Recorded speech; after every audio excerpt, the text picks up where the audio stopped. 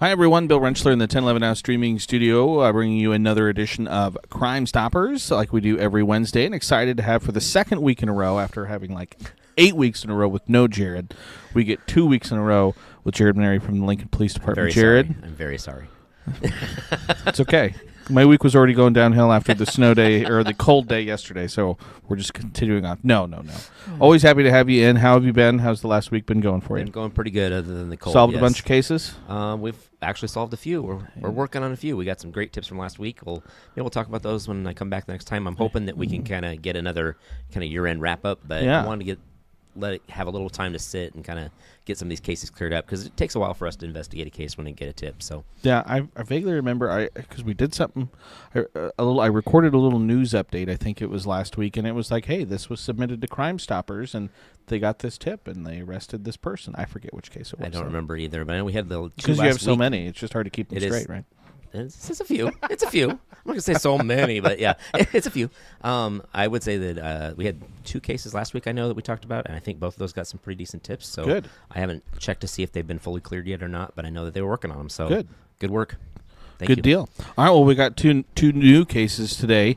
We're going to start with kind of creepy trespassing. This goes back to late November and then into December as well, Jared. And I disappeared here, so you just got to bear with me. I'll let you talk. But you can see this person walking around someone's security camera, and he points it away to not be seen there. Yep. So we got 2 different events kind of in this case that we're talking about, but it's all the same residence in the area of 35th and C Street. The first one there is November 19th. Basically, that's the one with the guy in the gray sweatpants here that comes up. Just kind of messes with the camera, obviously trying to get it off of him. But we had a similar event on the 13th at about 3:45 in the morning, and that would be this guy. And basically, he's messing around with the window on the house. You can see he kind of checks out the garage door. So, again, this is kind of your 9 p.m. routine kind of stuff. Make sure your stuff's locked up. Because if that had been unlocked, he definitely would have been inside doing something. We're not sure what his goal was. But, you can expect something he's up to. We don't know for sure that these are the 2 same people, but it's just interesting. It's in the same area of this residence within about a month of each other, November 19th to December 13th. So we just think there's a good possibility they could somehow be related, might be the same person, might not be. We're just kind of trying to get an idea of who this person is. And this is a good example of, because we've talked before on the segment about having, a good security camera that, not only sees what, but who. Right. And in this case, there was actually an alarm that was... Yes. That went off and scared this guy away. Yep, that was right here. Actually, right here. He's running away. That was the one on December 13th. An alarm goes off, and he takes off like a good Warner Brothers cartoon. And so a great idea to have those alarms if you have something where you can see somebody in your backyard. Sometimes it's just a hitting a button, or maybe it's an automatic thing on there. It's never a bad thing to have a light come on, an alarm go off if somebody's prowling around your house and you want to kind of warn them off. It's better than going out there and approaching them yourself. Yep. So.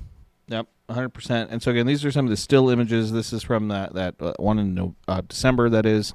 Again, you can see some facial hair there, obviously white male, obviously with that black hoodie. This is from back in November. Again, also white male. Can't see if there's any facial hair, but he is wearing glasses. Looks like brown hair. Yep. Maybe in that shot. So, if you know anything about either one of those 2 individuals, again, this was 35th in the C Street area. Correct. What's the best way to get in touch with you, Jared? Well, obviously, you can call the police department directly. You can always call that non-emergency number of 441-6000. Of course, if you want to remain anonymous because you're worried about some kind of retaliation or just want to help out and just don't want to be on the reports for some reason, you want to get a reward, those are the reasons that you would call Crime Stoppers. And for Crime Stoppers, you have a number of 475-3600. That's going to get you in touch with one of our call takers at a call center. They're going to take your information and get the information for your case and give you a tip number so you can hopefully call back and get that reward if you want it. We also have, of course, LincolnCrimeStoppers.com, where you can see all the cases we're currently working, including the ones we're talking about now. But you can also go there and you can tip us on anything else, like maybe there's drug activity in your area. Good place to go and just fill out an online form so you can take your time and really get all the information information in there you want.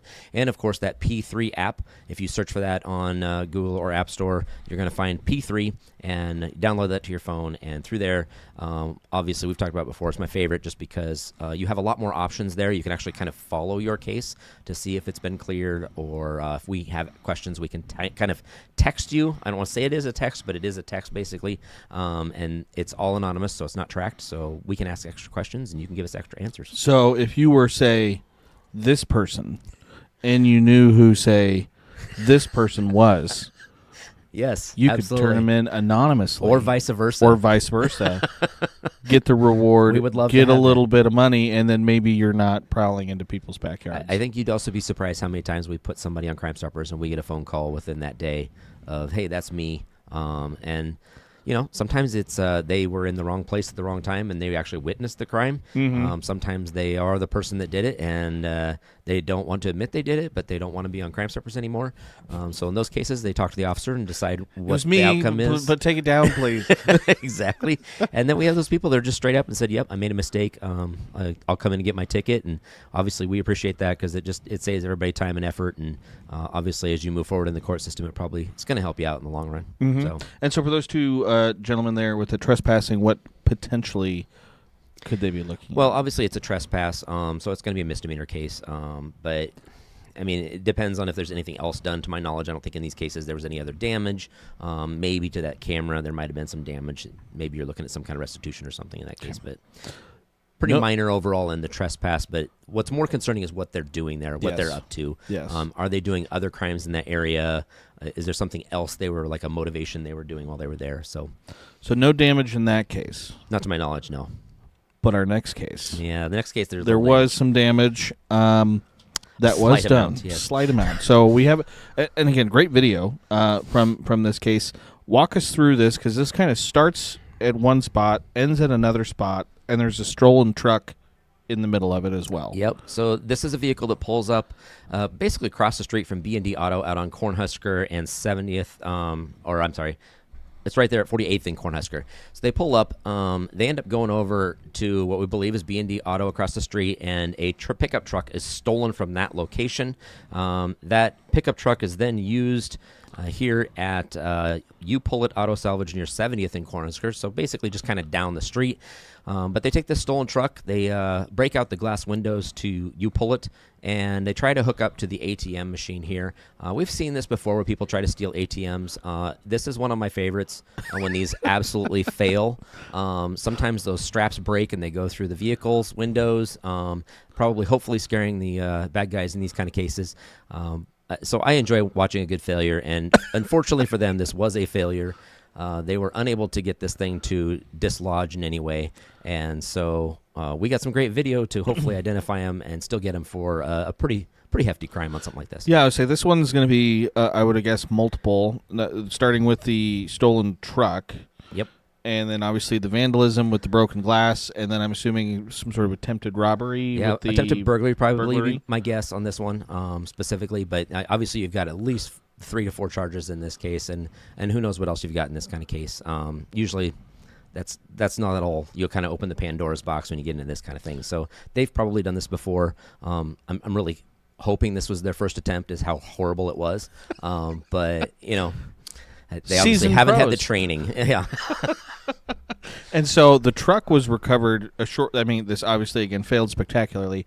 They just kind of ditched the truck then nearby and then went on their way. Basically just kind of toss it aside. That's pretty common in some of these cases. They'll steal a vehicle to use it for something like this, and then they toss the vehicle. More than likely that the other car that they had arrived in, the very first one there, that's probably their getaway car. They go back to that once they ditch their stolen car. Luckily, at least in this kind of case, we get at least a glimpse of the car. It's not the best, but at least we know that this is probably what they were driving prior to stealing the vehicle and probably after this event. Yeah, dark-colored sedan. Again, kind of hard to make out any sort of make or model there, but obviously a dark-colored sedan.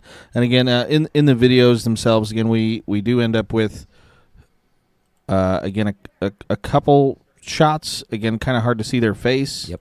But this, I imagine, is something that this person and whoever's driving might be talking about. So friends, family members, kind of keep an ear out. Maybe this is the joke they talked about over their break this last wintry day, and we're kind of joking around about it.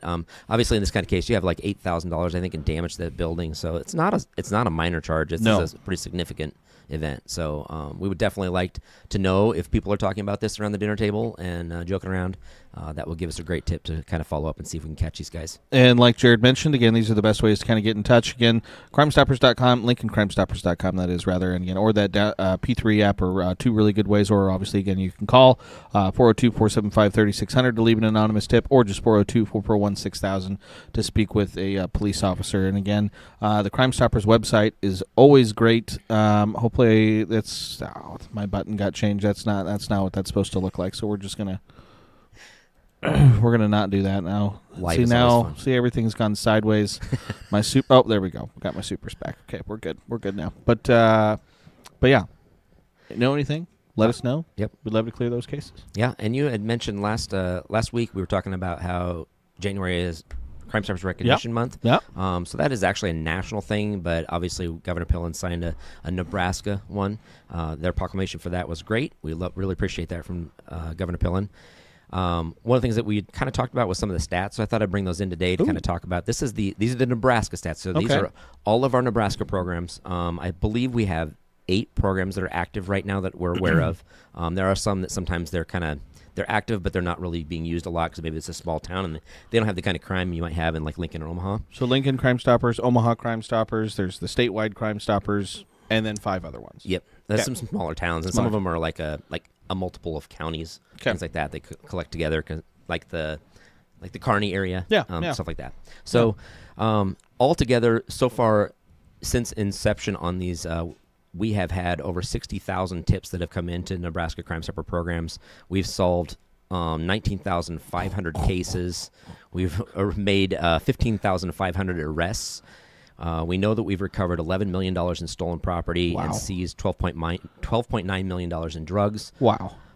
That also includes 322 weapons that have been removed from the streets. And, of course, all of that is just simply because somebody wanted to give us a good tip and just basically had the courage to come forward and let us know about something. That's pretty impressive. Yeah, we're really happy about it. And I would actually say that those numbers are probably pretty low for what's actually being done, just because sometimes when it comes to Crime Stoppers, actually getting the numbers and the stats and the reporting is kind of hit and miss, especially in some of the smaller counties. Yeah. So I would say that is the very, very low end of the spectrum.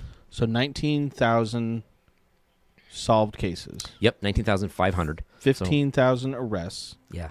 You filled several prisons. Just Well, I'm sure some of them weren't in prison very long. They maybe had a little jail time or a little bit of restitution, and they were there out the door. But that's really impressive. That is really, really impressive. It's a great program. That's one of the reasons it's kind of become a passion for me. Is I feel like this is a great way for officers to get information when they normally wouldn't. And sometimes when you're an investigator, it is very frustrating when you have something you want to solve. And you work on it and you work on it and you work on it. And you just can't get anywhere with it. And you just need just that one small key piece that will put that whole puzzle back together. And so when we get these tips, they're just fantastic because, man, it just opens up the possibility once we have somebody to kind of start looking into. So if it wasn't for those tips, those cases wouldn't be solved. And I know we've talked about, too, again, you guys are all funded by donations. So again, if you want to do something, great place to go. And there's places for people to come volunteer and help out. You guys have a Crime Stoppers board. Yep. If folks are interested in getting involved into something like this, what's the best way for them to LincolnCrimeStoppers.com is the website where the police department is posting all of our cases. If you want to go to LincolnCrimeStoppers.org, that would be the website where the actual board, their information is at and how to get in contact with us. So if you are interested in donating to that program or you're interested in maybe volunteering for something on the board, that's the best way to get a hold of us is to go on there and do the contact info. I will say that actually I had some of that today as well, that some of the things that board pays for that most people don't really think of it, but anything like this, you'd have to have certain things behind it that are making that function, right? Yeah. So a lot of the stuff that we have in this is like insurance, the dues that we pay to our Crime Stoppers USA board that help us come up with good policies and procedures. Obviously, that P3 software, the call center, the phone line doesn't run itself. Training, all of that. We average about $30,000 to $40,000 a year just to kind of keep this program alive. And obviously, since 2020, we're like a lot of those boards where Finding funding has become difficult. We do a lot of fundraisers, but we are struggling. And so if there's people out there, this is the time of year. You want to make a donation to the Crime Stoppers and help keep Lincoln safe, this would be a great time to do it. Hopefully help you out as well as us. Awesome. All right. Well, Jared, appreciate it as always. It's always good stuff. We won't talk to you next week. Lucky you. I Yes.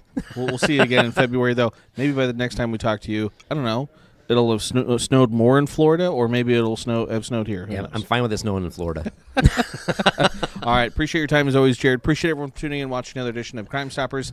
Keep it tuned to 1011, both on air and online, for all of your latest news, weather, and sports. Till next time, hope everyone has a nice Wednesday.